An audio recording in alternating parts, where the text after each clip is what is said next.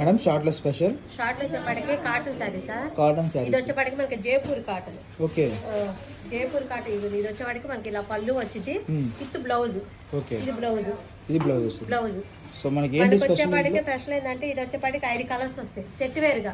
Set wear గా తీసుకోవాల్సి single అయితే లేదు.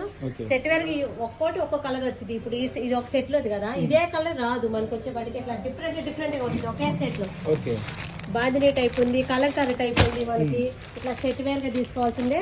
ఓకే చాలా బాగుంటుంది ఐటమ్ వచ్చేప్పటికి. మనకు కూడా కాస్ట్ అయితే చాలా తక్కువ. ఎంత ప్రైస్ అండి?